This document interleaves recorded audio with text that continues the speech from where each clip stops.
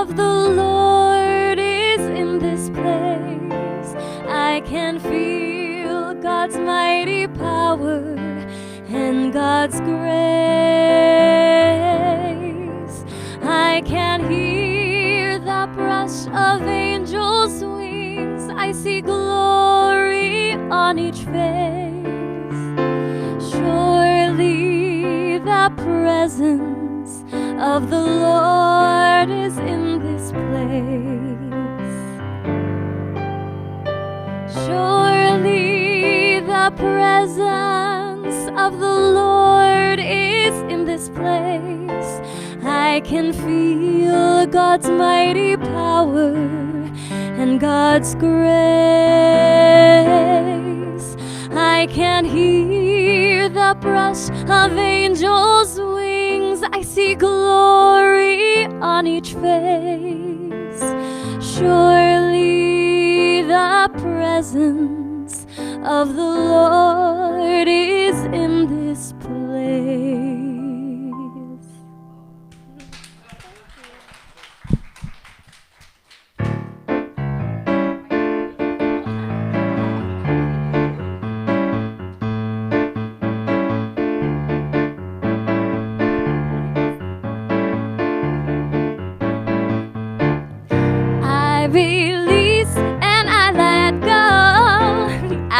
Spirit run my life, and my heart is open wide. Yes, I am only here for God.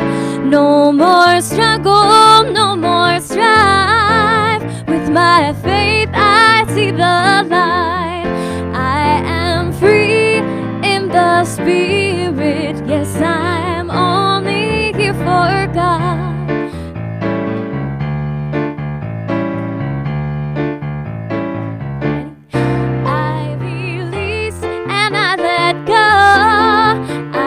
Spirit run my life, and my heart is open wide. Yes, I am only here for God.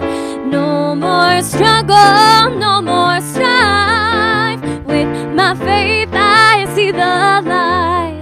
I am free in the Spirit. Yes, I am only here for God.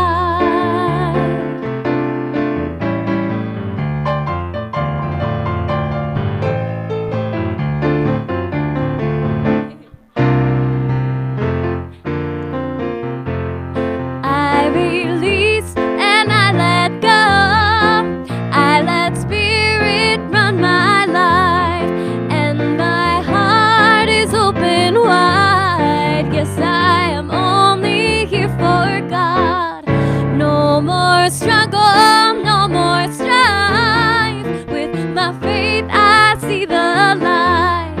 I am free in the Spirit. Yes, I am only here for God. I am free in the Spirit. Yes, I am only here for God.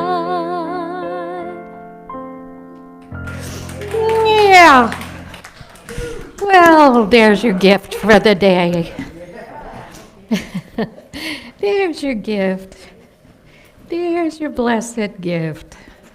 Aren't we lucky? We're so fortunate that you're here, each of you, that you're here. On a Sunday morning, whoever comes through those doors and into this sanctuary enters what we call our community of faith, our unity community of faith.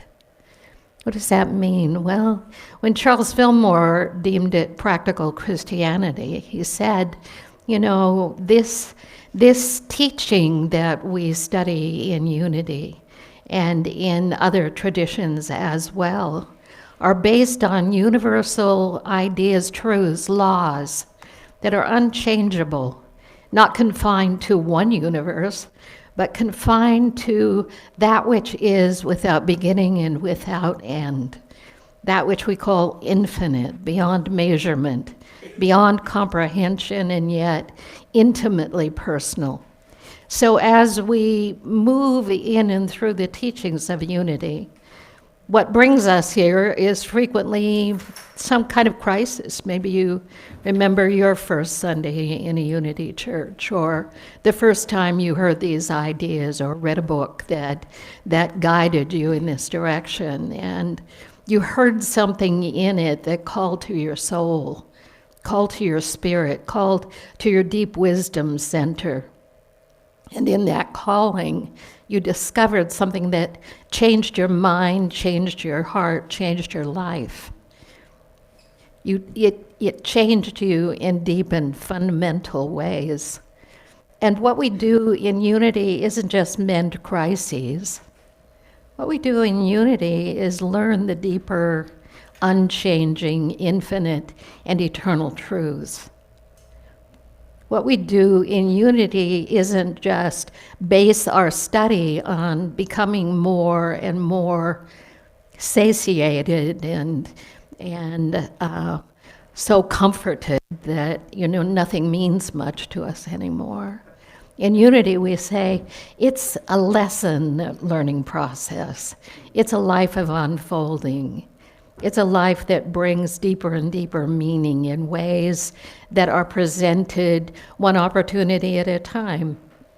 And so, no, we're not just a crisis center. We're not here just to continue to wallow in brokenness and tell the story again and again. We're here to rise up. We're here to let go into a greater reality, into a deeper and deeper and deeper and more connected realization of the presence that we call God, but can be called by any name in accord with whatever tradition we follow. And so, as I say, we greet you in the warm and loving spirit of unity. We hold you in your divine nature. We hold you in the reality of your being. We see you as not just the great overcomer, but as the one who is free beyond freedom's comprehension, the one who is never bound, limited, or restricted by the experience of life. We see the truth of you that always rises above. And so as we greet you on this Sunday morning, we greet those of you who are online. You may not be in this room, but you're in our hearts, you're in our minds, and if we could see you, you'd be in our vision. So whoever is with us this morning online, thank you for being here. Thank you for giving your time, giving your open-heartedness to your continued ongoing study and sharing of these ideas in your life. We greet you, each of you, our Sunday morning wonders. You are here by divine appointment today. I don't know what that means, but from what I hear, I'm here by divine appointment to experience Ireland and to experience Ward with Ireland and to experience each of you as I have known you, as I know you now, and as I will always know you, beings of love and wonder and amazement. New things have been going on since you left last Sunday, if you were here. New things have been going on. I can only tell you that I've got one of these, and there's one in my office. I don't know what to do with it, but I'm to tell you that the HVAC system is installed, and yay! And operational if we can learn how to use it. We're pretty excited about that. There are new thingies up there, and I assume those are operated by this thing in my hand, but we'll learn more as time goes on. I want to begin the service by acknowledging Ted and Sam and Louise and Jerry and whoever came, Heather, whoever is a part of having made this happen. We're going to have air that's healthy, and we're going to have air conditioning when it gets warm. You'll want to be here on Sundays. And it's a miracle. It's just simply a miracle. I have friends from Bellevue who are here this morning. Thank you, Allison. Thank you, Larry, for being here. We have a new guest. Starts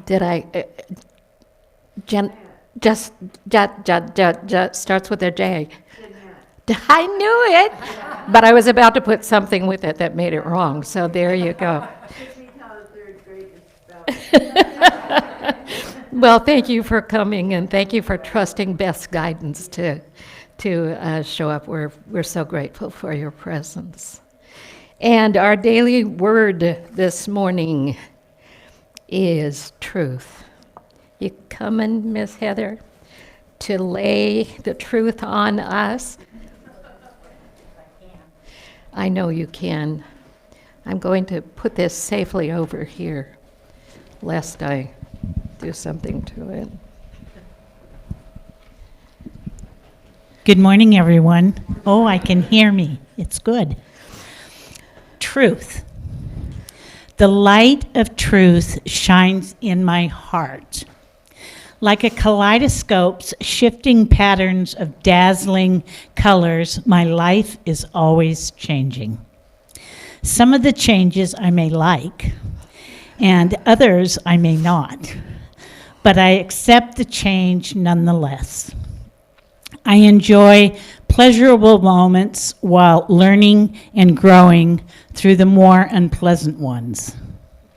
No matter where I find myself along the spectrum of human experience, I take comfort in spiritual truth. God is changeless, my rock and refuge in times of struggle, and the wings that lift me in times of ease and bliss. I remain steady and calm even as I navigate life's inevitable changes, finding lasting comfort in the truth of God as absolute goodness. As I travel along my unique path, the steady light of truth shines from within. Yes, I am writing you a new commandment that is true in Him and in you, because the darkness is passing away and the true light is already shining. Wow.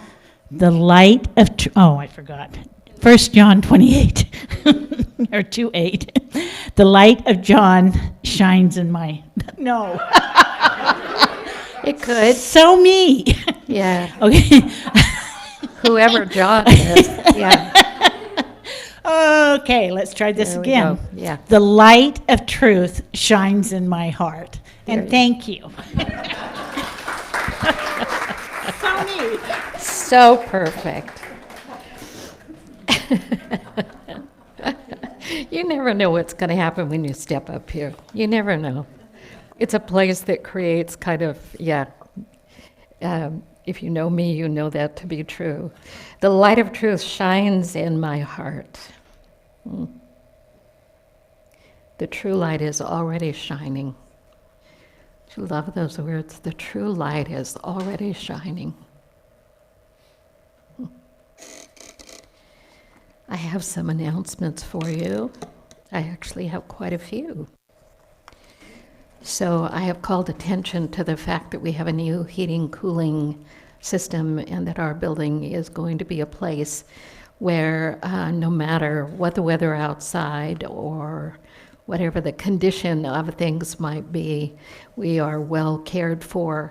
And I'm just so very grateful. It's been on my wish list and moved to my priority list some great time ago, and it has come to fruition. Sometimes dreams take longer than we want to acknowledge. We have a board meeting this Tuesday night at 5:30. It'll be a Zoom meeting.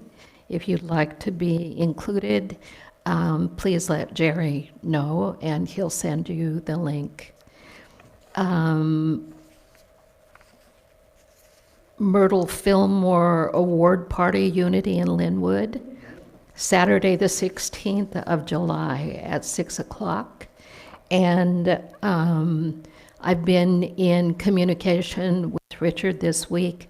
We sent off, thank you, Ward, the email list, so you'll be getting an invitation soon. For anybody who's on our mailing list, you'll be getting an invitation soon. And if you're not on that list and you'd like to attend a party in Linwood with all our good friends here, and maybe we'll resurrect, wouldn't it be something? We can work together to kind of raise Myrtle's spirit. We could do a real party. We could do some, I don't know, conjuring. Is that what they call it? Making manifest. You just never know who might show up. I don't have anything in my wardrobe that lends itself to that, but whatever the case may be. I remind you again that CSL will be celebrating their 40th anniversary celebration on Saturday, June 18 at 1 o'clock. And Reverend Maggie will be receiving her ordination that day. So please put that on your calendar. It's our family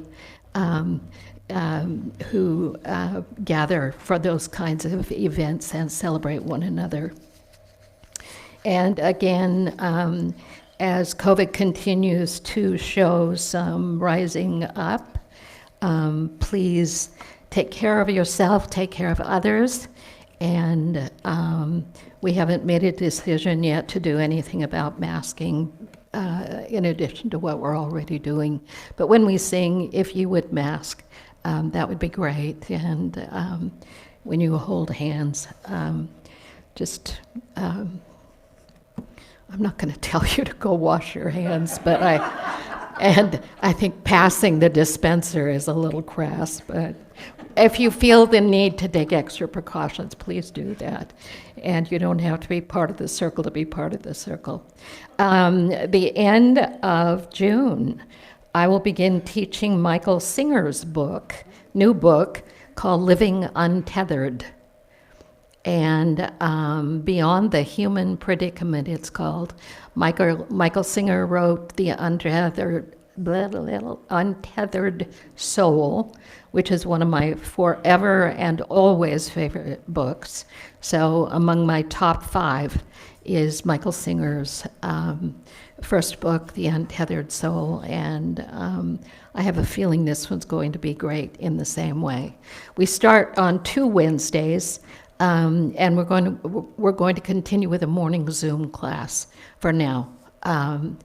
So 11 to 12:30, beginning Wednesday the 29th, and continuing the following Wednesday. Then we're going to go back to Tuesdays again. It's just that I wasn't available to start the class until that Wednesday, and I wanted to get started. So anyway, if it's confusing to you, look who it came from, and just know that I work hard to be as confusing as possible, frequently without meaning to. Any other announcements, Jerry? Anything else we want to put into our dream bank? Apparently we manifest really well. It seems apparent to me, for sure. I'm sorry. We had coffee with no cups.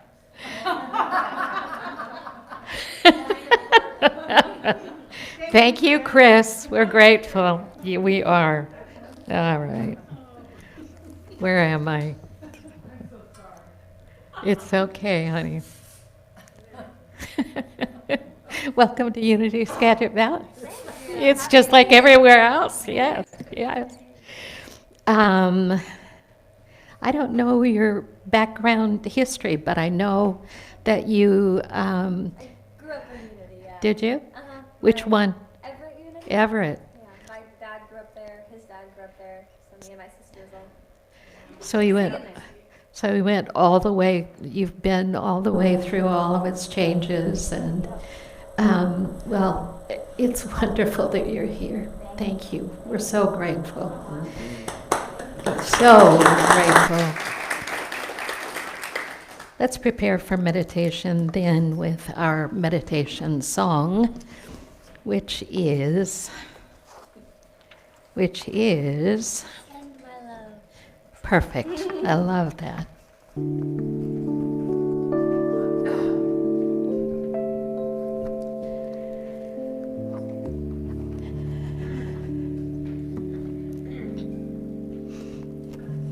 I send my love over the mountains. I send my love over the sea. I send my love into the heavens, and it returns to me. I send my joy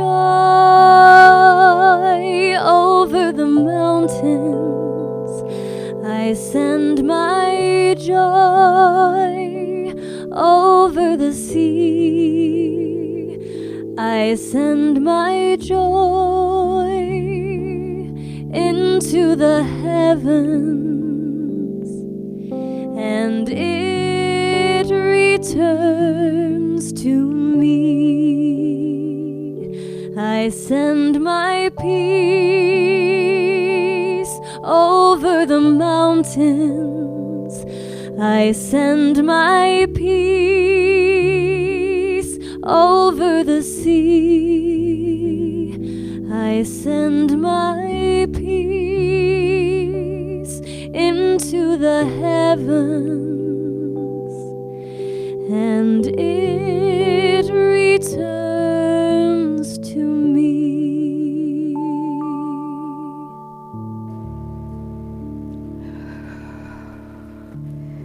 Drink that in.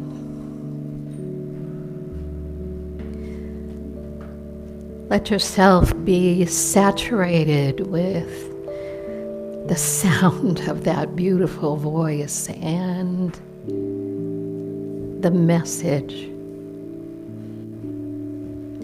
I send my love, and it returns to me. I send my gratitude, and it returns to me.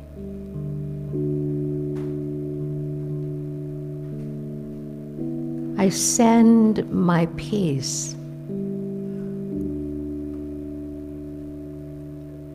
and it returns as a flooding stream, rising above the banks of my own edges, increasing.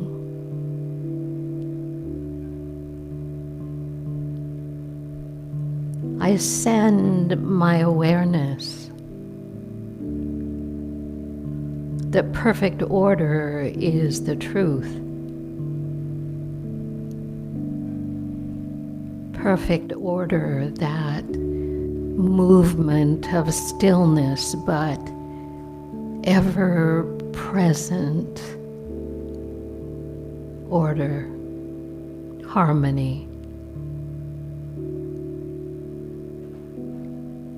I send my joy. And again, I allow it to flood the banks of my edges, to overflow and go to do good things, and know that it returns.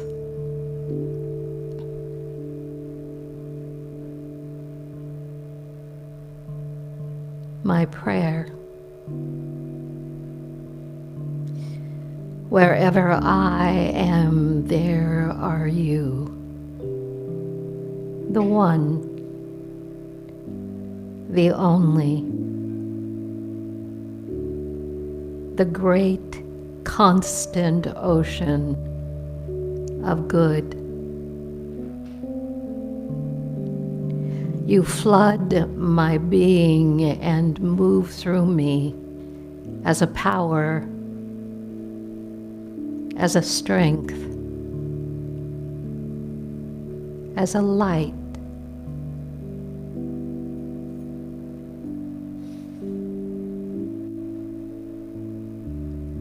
You move through me.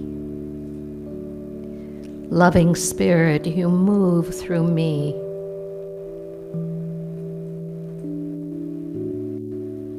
That I might remember my wholeness.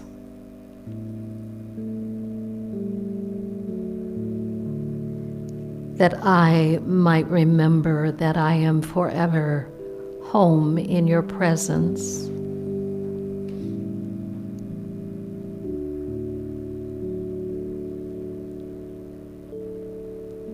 With my breath, I open the doors and the windows and the walls of my being, allowing your movement to flow in and through the totality of my being.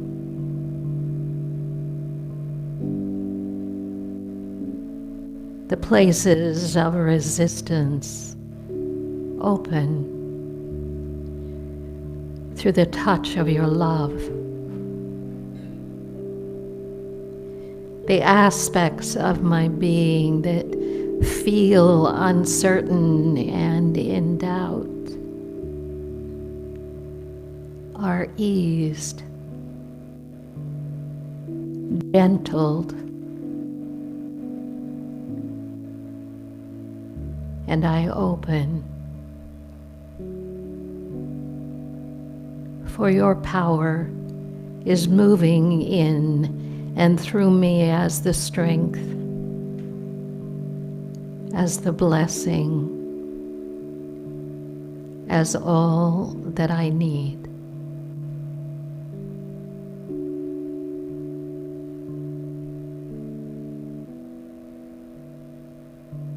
When I become more and more willing to feel your presence and listen,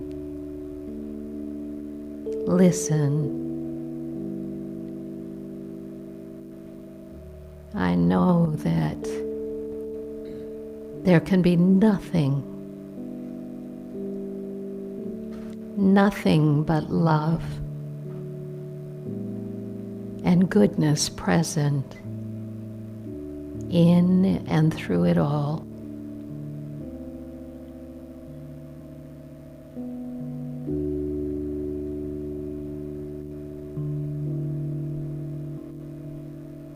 I give up struggle for a moment. Maybe I'll take it back again when I leave, but in this moment I give up the struggle and surrender and listen for your presence in and through my being now.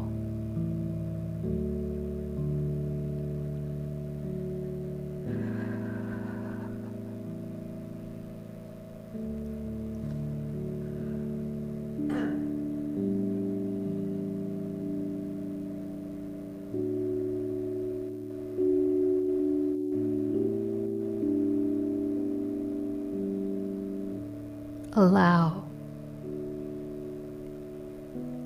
Simply allow yourself to be held.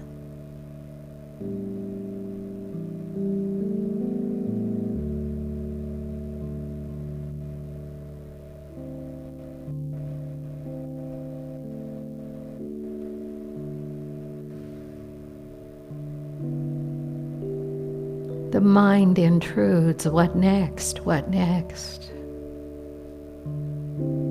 But in the center we know we've planted the awareness once again.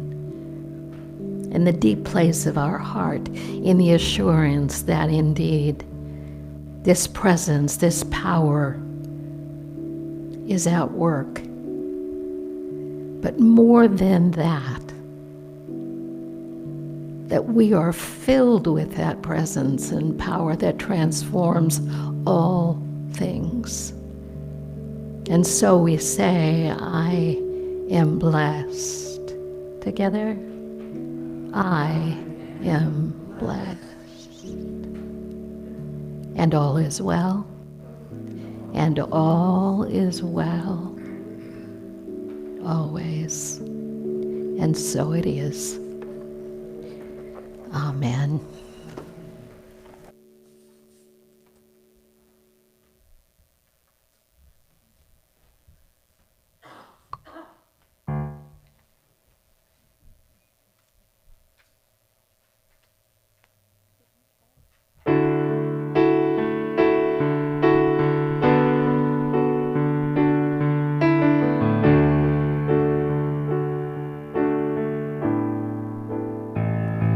I'd gladly walk across the desert with no shoes upon my feet to share with you the last bread but I had to eat.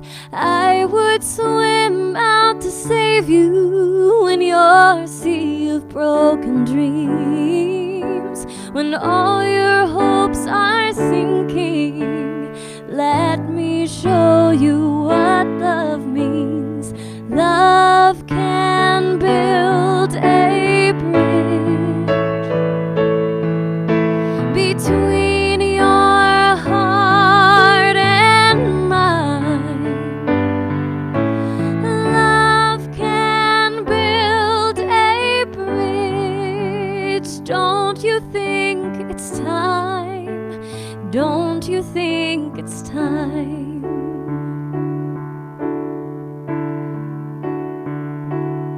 I would whisper love so loudly every heart would understand that love and only love can join the tribes of man. I would give my heart's desire so that you might see. The first step is to realize that it all begins with you and me. Love can build a bridge between your heart and mine. Love can build a bridge. Don't you think it's time? Don't you think it's time? When we stand together, it's our finest hour. We can do anything, anything if we keep believing in the power.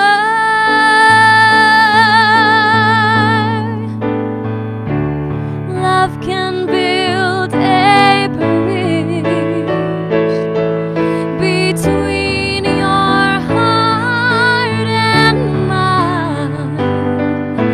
Love can build a bridge. Don't you think it's time? Don't you think it's time? Don't you think it's time? Don't you think it's time? Don't you think it's time? Don't you think it's time? Baby.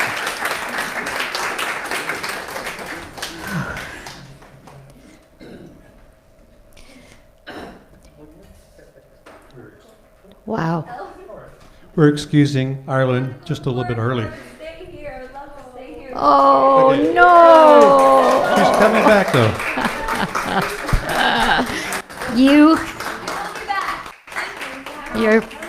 I hope to see you soon. I would love to be back. Soon. Yes. You can count on us. You come anytime, honey. I will be here. Okay, thank you. Be safe, drive carefully. Oh, don't go. Just kind of want to hang on, don't you? You feel it in your body vibrating, huh? I don't believe I know those people in that look, Tom and Peggy are here. Yay. I only see them on Zoom. I didn't know they were real people. Nice to have you home.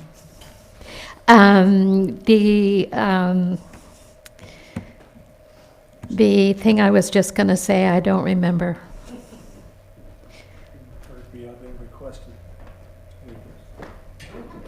Whoa. Just like that. I wanted to tell you something really important. Tom did it. You messed with my vibrational frequency. I just knew it.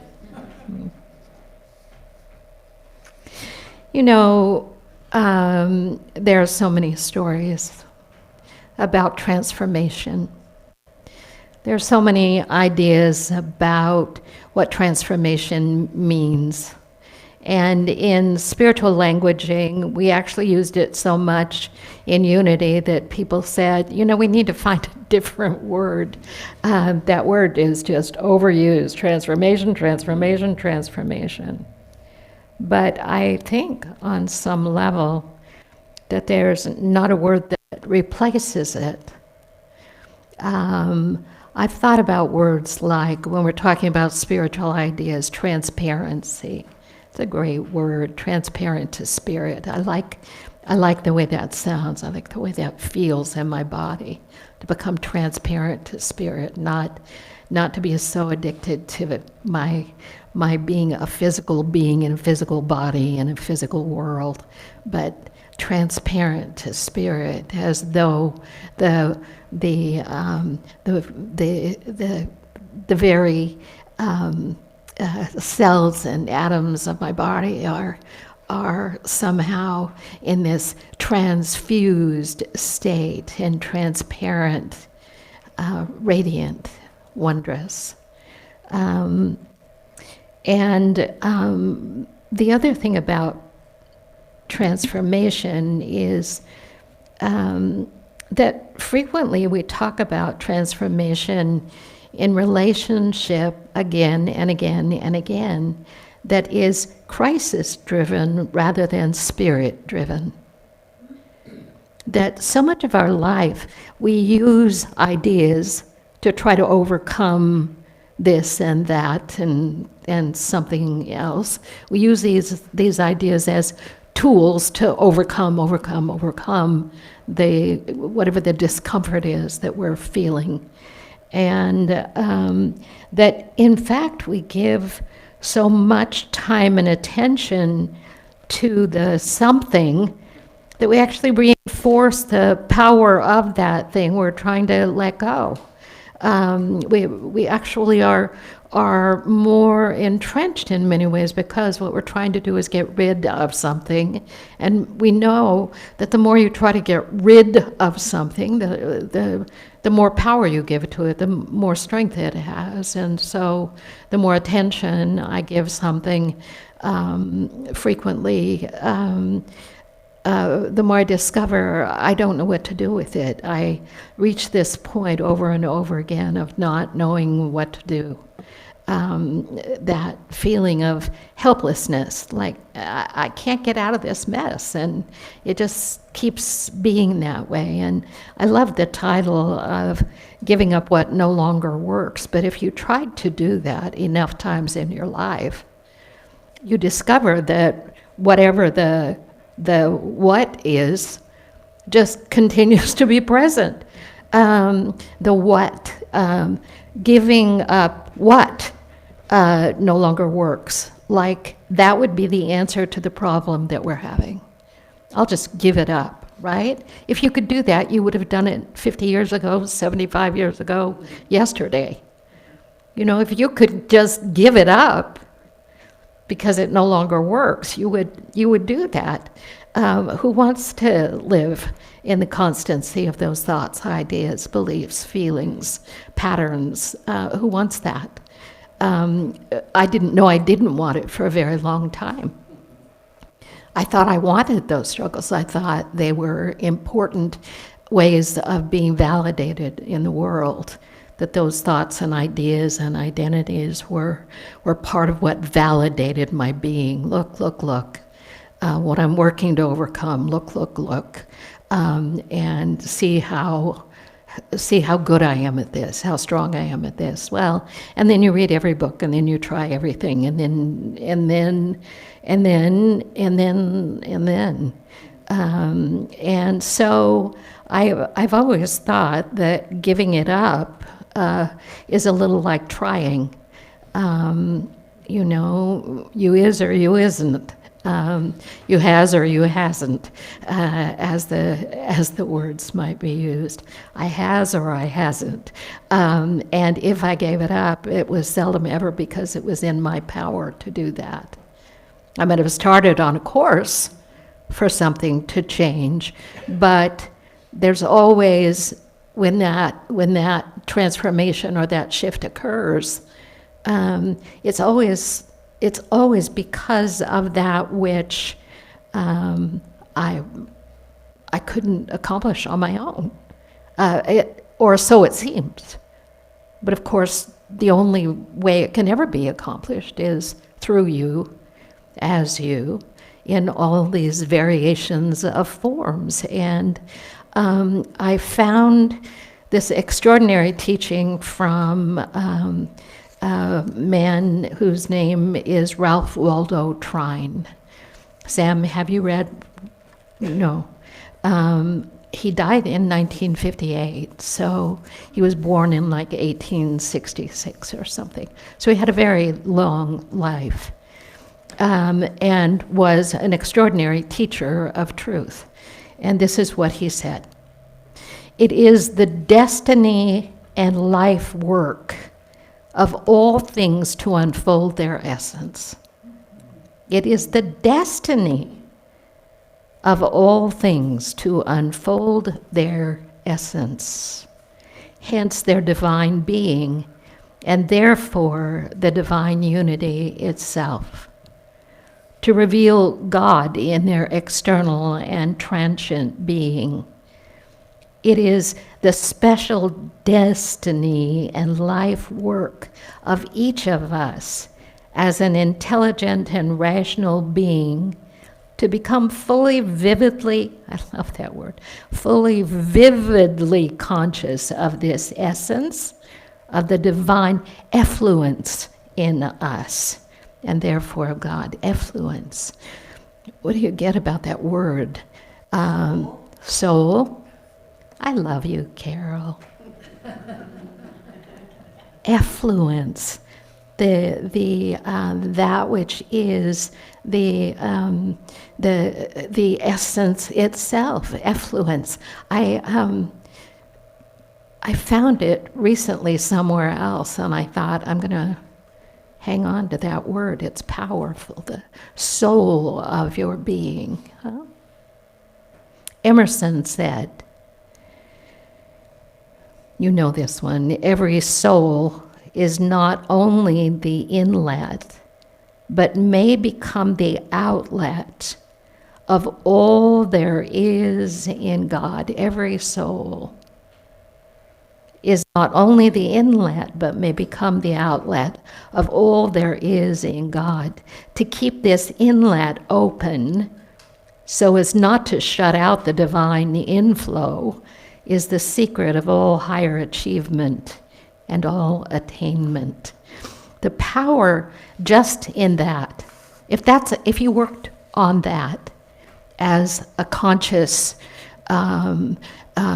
movement within your being to study and search it and taste it and feel it and get into the rhythm of it. I am an inlet, and I can be the outlet of all there is in God. Not just my portion, of all there is. I am an inlet, and I may be the outlet. And my task is to keep this inlet open so as not to shut out the divine inflow. And that's the secret of all higher achievement as well as attainment. To live as I am the inlet of all that God is would indicate the possibility that when I'm trying to let go of things, or I'm dealing with the what that has taken me down whatever road I've been bound in, that I'm trying to give up, trying to give it up, trying to give it up, trying to give it up. I know nobody in this room ever struggled with any kind of anything. But, give it up, give it up, give it up. No, it doesn't work that way. It never has. Because if it did, you would have worked it that way, and life would be different. But he assigns that our real purpose for being is to recognize that this divine essence of our beinghood and the awakening to that becomes the way in and through all things. He doesn't say there are 52 alternatives or 175 steps. He just grabs onto that truth and gives it out in such clear form. Anything that we've ever thought we gave up was the work of Spirit in us, moving through us as the outlet of the unrestricted inlet of our awareness of the presence, moving, living, being. I want to heal it. I want it to go away. I don't like it. It doesn't feel good. It's a struggle. It's a struggle. It's a struggle. It's a struggle. So where is there an opening in that? So he goes on to tell a story about himself. And it's a lovely story. There's a wood separated by a single open field from my house. And in it, halfway down a little hillside, there was some years ago a spring, a little flowing spring. It was at one time walled up with rather large loose stone that went some 3 feet across the top. In following a vaguely defined trail through the wood one day in the early spring, a trail at one time evidently considerably used, it led me to this spot. And I looked at the stone enclosure, and I wondered why, although the ground was wet around it, there was no water in or running from what had evidently been at one time a well-used spring. A few days later, when the early summer work was better underway, I took an implement or two over and half scratching, half digging inside the little wall, I found layer after layer of dead leaves and sediment, dead leaves and sediment. And I dug, and presently, what? Water became evident. And a little later, it began to rise within the wall. And in a short time, there was nearly 3 feet of water. It was cloudy. The bottom couldn't be seen. I sat down and waited for it to settle. Presently, I discerned a ledge bottom, and the side against the hill was also ledge. And on this side, close to the bottom, I caught that peculiar movement of little particles of silvery sand, and looking more closely, I could see a cleft in the rock where the water came gushing and bubbling in. And soon the entire spring became clear as crystal, and the water, finding evidently its old outlet, made its way down the little hillside. I was soon able to trace and to uncover its course as it made its way to the level place below. As the summer went on, I found myself going to that spot again and again. The flowers that I found in no other part of the wood before the autumn came were blooming along that little water course. And the birds in abundance came to drink and to bathe. Several times I have found the half-tamed deer there, and twice we were but 30 to 40 paces apart. They've watched my approach, and as I stopped, have gone on with their drinking, evidently unafraid, as if it were likewise their possession, and so it is.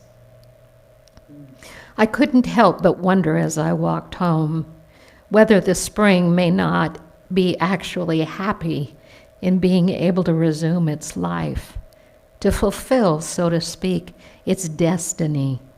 Happy also in the service it renders flowers and the living wild things, and happy in the service it renders even to me. I am doubly happy and 100 times repaid in the little help I gave. It needed help to enable it to effectively keep connection with its source. As it became gradually shut off from this, it weakened and became stagnant, and finally it ceased its active life.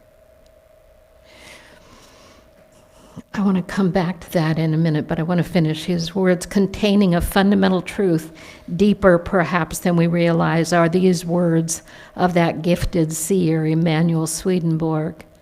There's only one fountain of life, and the life of you and me is a stream therefrom, which, if it were not continually replenished from its source, would instantly cease to flow.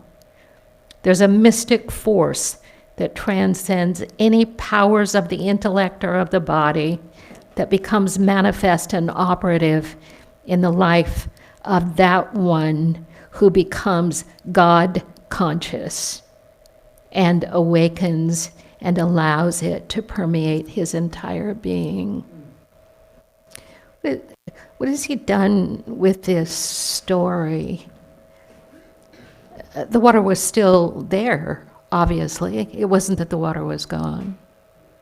It was that what had come to suppress its flow had become, if you will, a barricade to what was already present. And when I realized the amazing nature of the 12 steps used for any purpose, what's the core? Surrender. It's always surrender. It's always surrender to that greater power as we understand it, as you understand it, as I understand it, each in our own way. Why is that so powerful? Because it's living truth, utilized to allow people to experience themselves in a very different way. But what is it that makes that change? Is it the change of mind? The change of mind comes through the empowerment of spirit and the consideration of other ideas, of other possibilities, the implementation of that which becomes present and known in ways that previously were not seen. How do we move through any difficult crisis in our life? Not through the willpower to make that be. That only lasts so long. You know that, I know that. Those things tend to rise up again in other ways. But as long as I am collecting all of this debris as the center of my focus, as the center of my awareness, as the center of the way in which I hold my life, the debris of it, the enlivenment or the renewal that takes place when suddenly there is this clearing, and through the power of release, we're told. Through power, the inborn, one of our 12 powers of release, of regeneration, of restoration and renewal. It's a spiritual capacity. It's not an act of will. And when it becomes an act of will, it's driven by force and power and all of those energies that lead into more and more, if you will, blocked streams of possibility and life. As I look into this story, and we begin with, it's the destiny and life work of all things to unfold their essence. It is the destiny of me in my essence, in my beingness, in my divine nature, to be revealed essentially, transparently as the truth of that which I am. And the things I've gathered along the way become barricades and boulders sometimes, but sometimes they're just dead leaves and a few critters you don't want to put your hands on, buried in there and still alive, feeding on that.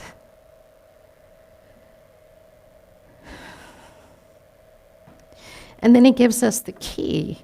The key is to realize that our freedom is found through the very source of our beingness. That which has sourced life into life to come to this freedom, this moment, this life experience. And one day we're flattened, and the next day we're somehow enlivened and waking up to a new reality and something we thought we couldn't move through, and that's spirit work. That is the work of my cooperation. That's the work of my cooperation, my co-creative, regenerative process, is to bring my mind into and my heart into alignment and to lie down, if you will, in that openness to the power that Spirit is bringing forth, in that thing that we couldn't move, in that obstacle we couldn't change, in that experience we haven't been able to find our way through. Whether it's about abundance, whether it's about health, whether it's about life, whether it's about wholeness, and whatever it might be, where do I go? We ask. Well, all change of this kind and transformation comes from our inner being. It comes from our inner center. It comes from our inner realization, if you will. He continues, failure to realize and to keep in constant communion with our source. Failure to realize and to keep in constant communion. I'm like, yeah, how many hours a day is that? Constant communion. Sounds like hard work. You gotta, no, where's your ground? Where's your ground? Where's your water? Where's your ground? What do you always base your spiritual awareness on? Where's your ground? Where's your water? It's your baseline. It's your inner central awareness. It is the constancy. Where's your baseline? When you establish your baseline, what you say in unity is there's only one presence and one power active in my life. There's only one. There's only one presence, one power, one wisdom, one light, one love, one peace. Keep coming back to that. Why? Because I know that I didn't create that, but that it's creating itself in me when I bring my attention to it, when I dig out the leaves and the detritus from the blocked pond, stream, bring myself back. Why? We've had so many examples, but they don't know our story.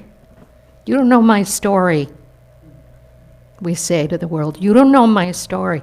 Well, it seems to me that the answer is always the same. I keep looking at all these things from every direction that go on in the world, and it seems that the answer is always the same. I've looked at alternative answers. Most of them lead to some kind of suffering, mentally, physically, or fear, or separation. When I say there's only one answer, if I'm going to say that there is but one presence and one power active in the universe and in my life, and come to some peace with that awareness, then I'm going to say that in this moment and every moment, there's really only one answer to everything, because I can't do it myself. Because if I could do it myself, I would. Except maybe I wouldn't. Because if I had an alternative, I might not want to. And so, until I reach the point where I'm really coming into the awareness that this answer applies to absolutely everything in my life. And it's always the same one. Truck breakdown, have a flat tire, you're a flat tire, your brain's gone flat, your body doesn't work, all that stuff. It's like, where doesn't it work to say I am the inlet and the outlet for all that God is? I am, in this moment in time, in all ways, the recipient of all that is present in one presence, one power. No pluses, no minuses, no favorite children. Failure to realize and keep in, I'm going to take out the word constant, because we're still human, but not really. But constant communion means I'm always going back to where the answer is. All right, I'll stop harping on that. Failure to realize and to keep in constant communion with our source is what causes us to fear, or have forebodings, or worry, or inharmony, or conflict. Conflict that downs us many times in our mind, in spirit, in body. Failure to follow that light that lighteth every man that cometh into the world. Failure to hear and to heed that voice of the soul that speaks continually clearer as we accustom ourselves to listen to and to heed it. Failure, failure, failure. Why are you using that word?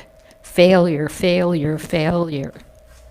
No, he's demonstrating that when we substitute one idea for the realization of the power and the presence that's at work, when we substitute negativity, when we substitute limitation, when we substitute crisis-mindedness, when we substitute things, we're losing touch with that communion, that inner communion. And that's when we feel so afraid, so separate, so alone, and so without assistance. And so he says,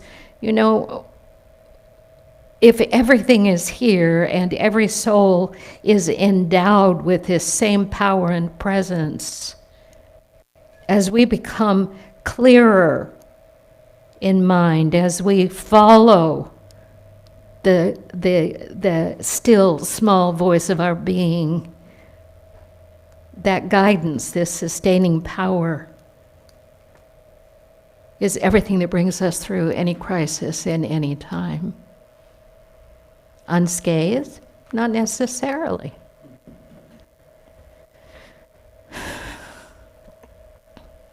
But there's always another side to everything. And I don't say that glibly. We can only see the side we're looking at. The side that's gathered our attention. I was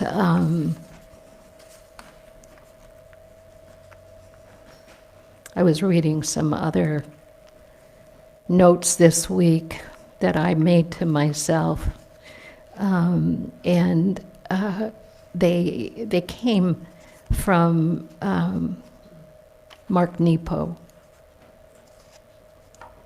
And you know Mark Nepo's writings. There are so many of them.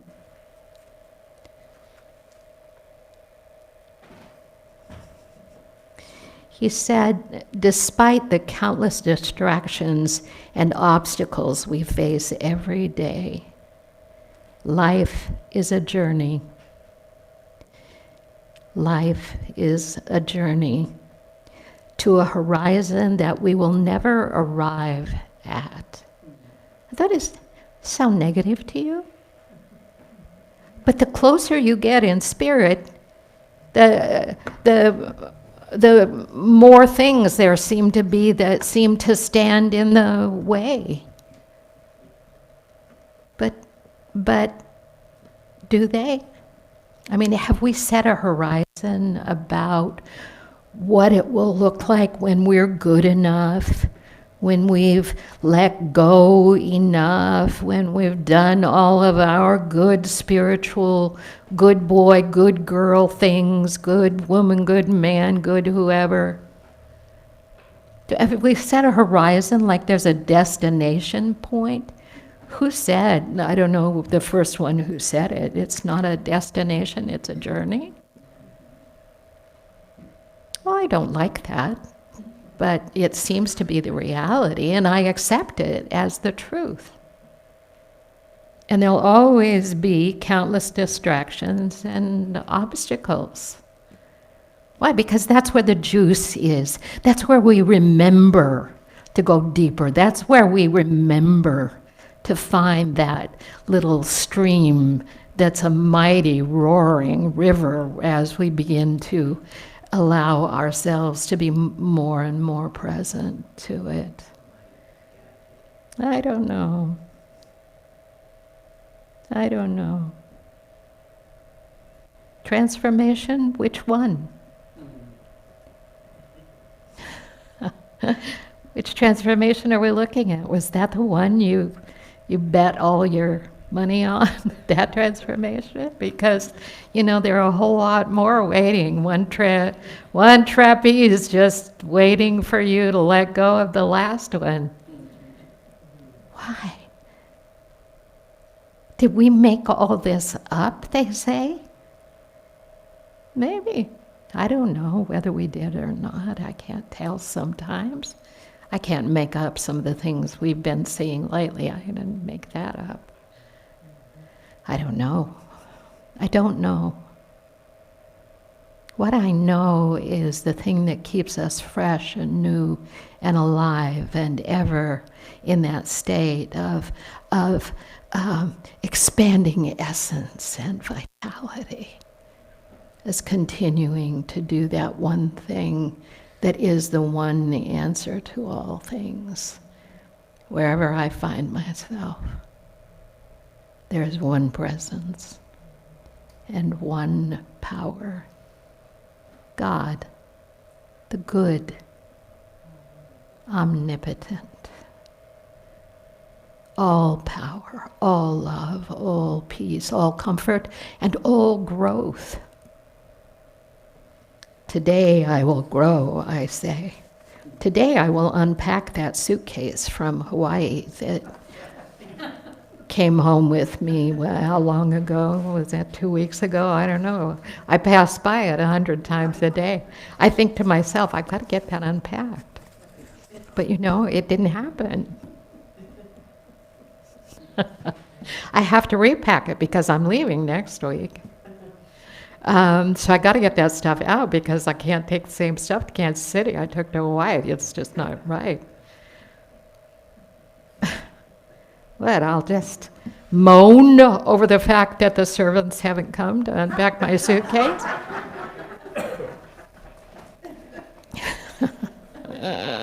The other person I live with certainly is not a servant, if you know her as I do. Oh, friends, it's a journey. And if I remember the answer to every question, there's only one, then wherever I find myself is the right and perfect place to be. Because I'm always home. Give up what doesn't work. If you can do it, more power to you. If you can't, surrender. If you can't, make it stop. And you don't want it anymore because it doesn't work for you. There's one place to go, and that's the work of surrender. And in that, we have everything we need. So I love you, and I bless you, and I appreciate you. And having Ireland's energy here in this place today was such a blessing. And having you in this place today is such a blessing.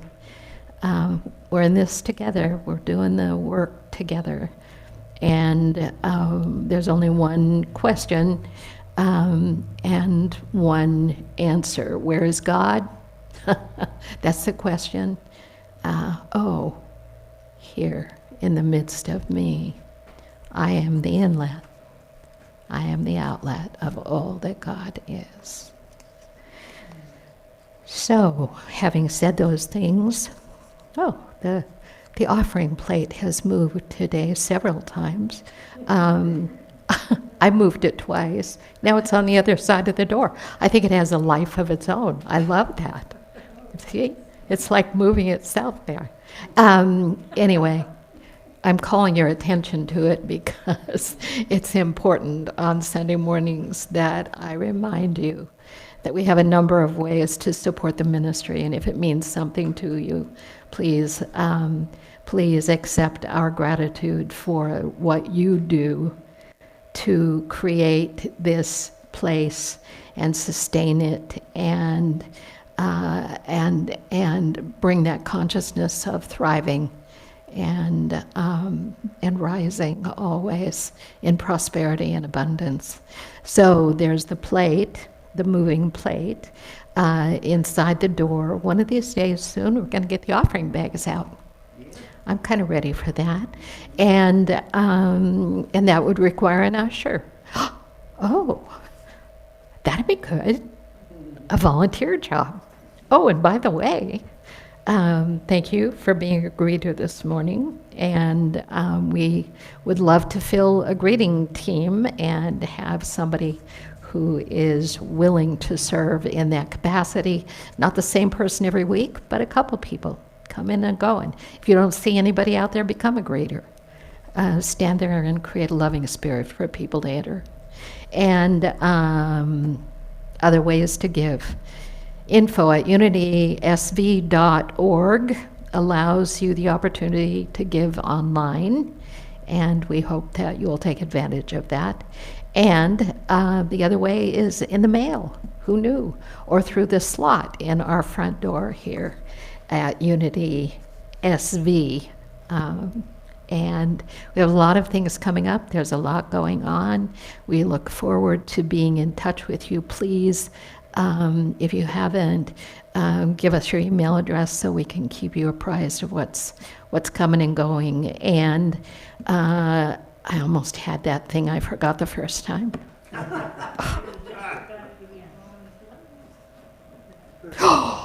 The directory. Thank you for reading my mind. Bless you. The directory is like in a form. It's got form and shape, and it's mostly perfect, and it's perfect looking, and it's going to be ready really soon. I don't know who did the input, but thank you, thank you, thank you, Dee and Heather and Louise, and I don't know who else. But it's a beautiful work of art, and it will be ready really soon. I went through mine a couple times yesterday looking for what red question marks you left on the pages, and I couldn't answer any of those questions. All right. Blessing our offering. I'm back to that again. I don't know. What are you going to do with somebody? I just wander away. Bring me back. Oh. Blessing, blessing, the power of blessing. If you read the work of Myrtle Fillmore, the power of blessing. She was such a powerful, prayerful woman, and the power of blessing that moved through her was phenomenal. And so as we bless our love offering, we do so in that power. We unify with that same power. And we know that the experience of abundance is indeed a part of our natural essence. I give joyfully and easily, for God is my source, and abundance is my nature. And so it is. We seal it, we say, and so it is. I love you, and I'll see you soon, like next Sunday, if not before. Remember, we've got the board meeting on Tuesday night, and if anybody else wants to participate, let us know. We walk in the Spirit. We breathe in Spirit. We live in Spirit. We move and have our being. We swim in Spirit. We are saturated with the power and energy and presence of the One. Just allow it for a time each day to be so for you. There is only one presence and one power, active in the universe and in my life. God the good, omnipotent, and so it is. I know I'm supposed to repeat those words. I can't remember. I took it, there they are. How about we do it together? That's the light of God surrounds us. The love of God enfolds us. The power of God protects us. The presence of God watches over us. Wherever we are, God is, and all is well now. Came from Unity in Burbank, California. Thank you for whoever pulled that up from Unity in Burbank, and for them for creating that.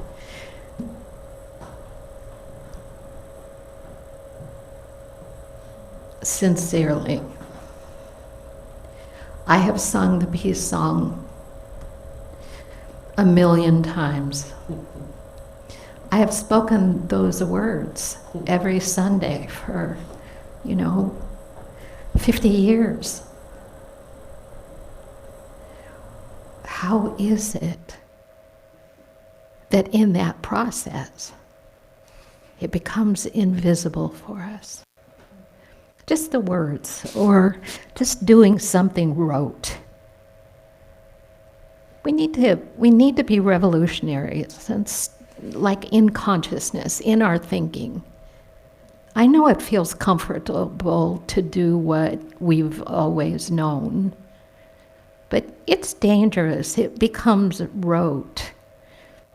Why can't I remember the words to the prayer for protection?